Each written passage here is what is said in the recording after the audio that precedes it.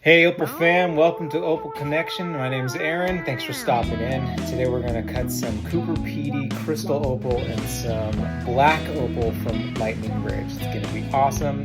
Stick around to the end and see if I profit. Alright, let's get into it. This is Cooper PD crystal opal, and I bought this from Wanabe Opals off of Facebook. Got some nice pieces in there. I think I got it for 200 Australian dollar. And then I got the parcel from Gavin Hurtado, just some black opal. All right, let's start on this Cooper PD crystal here. So check this out. Normally I'm going to take this stone and I'm going to go all around the edges so I can have a clear idea of where the color in the opal is. So I have a circumference all the way around, and then I work on bringing the face down. But in this case, I have all crystal, so it's all color. I'm looking at the back side because it looks like it could be a larger stone, but the color is not as good. I took away some of the sandstone that you see there, and I don't like it as much. And on this side that you see here, the color just seems to be brighter. It seems like it has more play, and that's ultimately what you want. So as I start to work on this side of the stone, I'm going to get out my torch, also known as a flashlight, and I'm going to look in for how deep some of those sand spots go. So on this fatter side that you see here, they only look on the surface. It looks like I'm going to be able to rub those out on the wheel.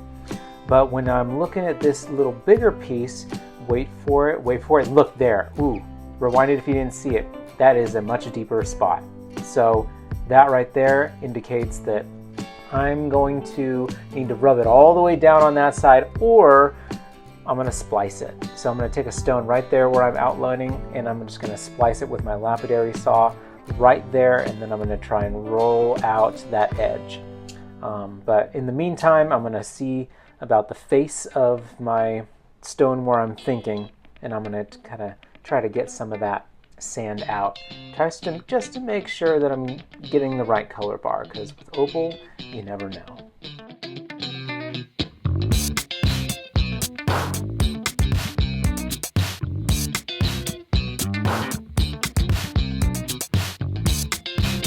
As I look at the stone and deliberate if I'm actually going to cut it, because I always got to think thrice if I'm going to cut it, I decide that I'm going to. And here I can show right here where I'm going to cut it and try to roll the dome for the larger stone. It's going to be on the right. So here it is after I cut it. Here's the grand reveal, and it's mixed reviews. You got a nice color bar that goes through the middle that I cut right through, and I could have indeed had a larger stone. But when you think about it, I would have had to grind the back to where there's no sandstone there, and that would have left me with a very thin but wide stone. When they're thin, they break a lot easier, especially when they're wider. So there's a little bit of silver lining there. So I'm going to first start with the smaller one and see how the stone plays on the wheel, and then go with the larger one. Now I'm going to work on the small stone first, because if I make a mistake on this one, or if I come up with any issues, then it's an issue on the small stone, not the bigger one. So it looks like it's going to be turning out as I expected. The face with the sandstone is going to be the better side, and it's also lending itself to a natural cushion cut shape. So that's what I'm doing here, making it basically a rectangle.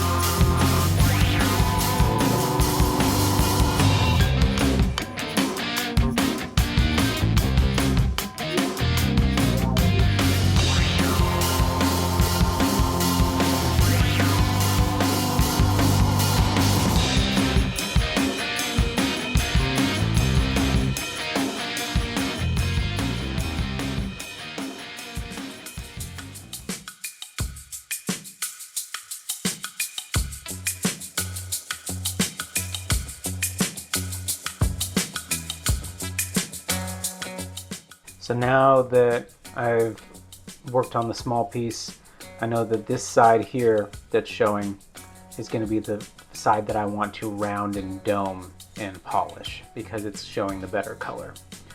And so that's why when you split a piece of opal on the saw, you want to work on the piece with the lower potential first, just to see what you're working with, so then you can make less mistakes with the piece of opal with the higher potential.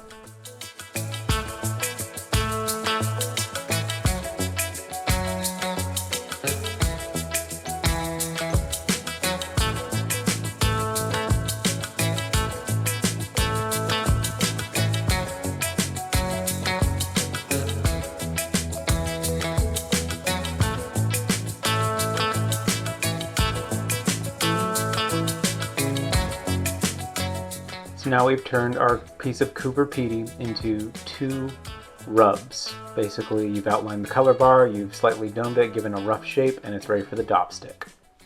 And now we're going to work on some of the black opal.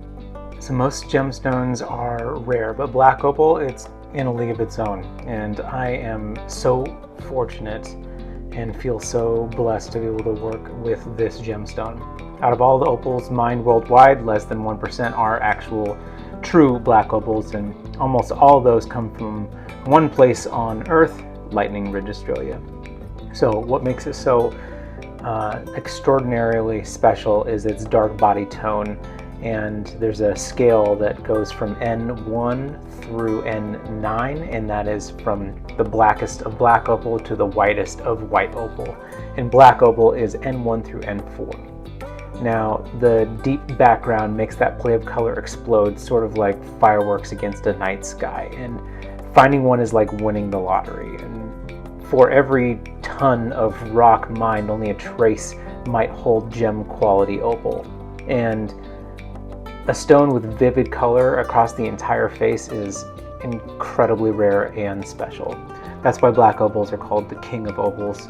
Not only are they beautiful, but they're among the rarest of gemstones on Earth.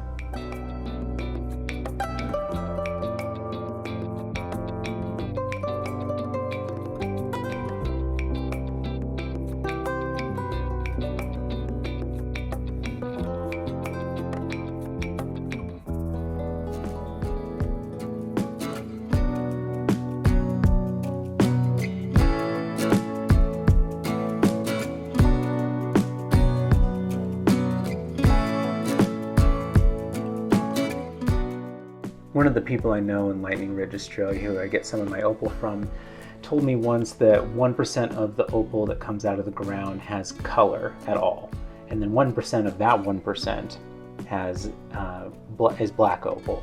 And then only a small fraction of that is going to be a viable stone. You know, you're working with slivers of black opal color versus a full face stone with no inclusions. It's incredibly rare to have black opal jewelry, and that's why it's so sought after and so special.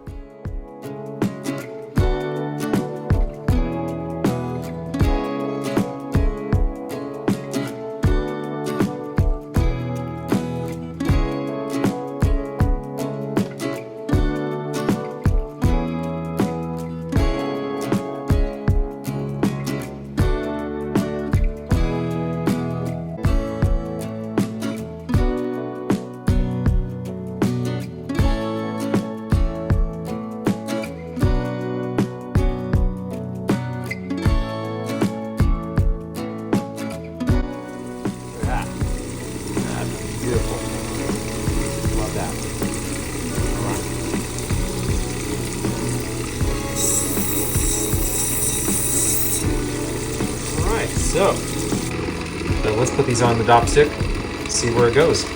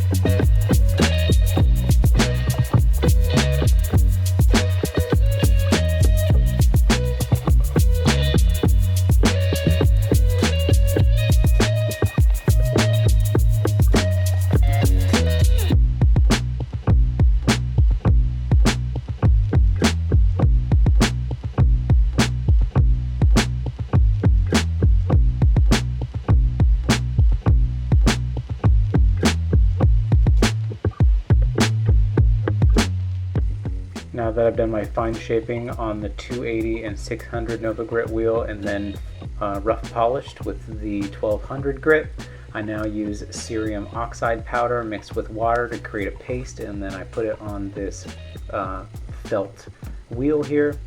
You want to make sure that it has a lot of water because you don't want to burn your stone, but this cerium oxide powder is roughly estimated to be about 50,000 grit. So you get a nice fine polish on it, and after this we are done.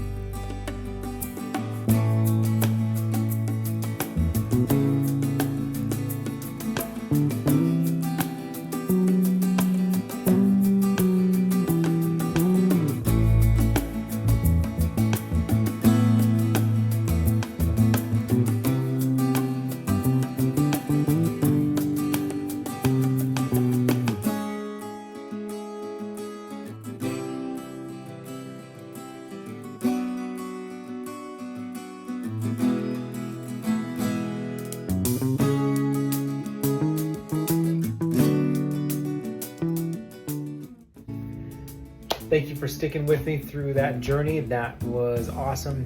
If you are a jeweler and you are interested in any loose gemstones that I offer at Opal.Connection.com, reach out to me via email at Aaron@Opal.Connection.com, and I can give you some info about wholesale pricing. Stay tuned until next time, and if you liked the video, let me know. If you didn't like it, let me know. If there's anything else you want to see, let me know. All right, guys. See ya.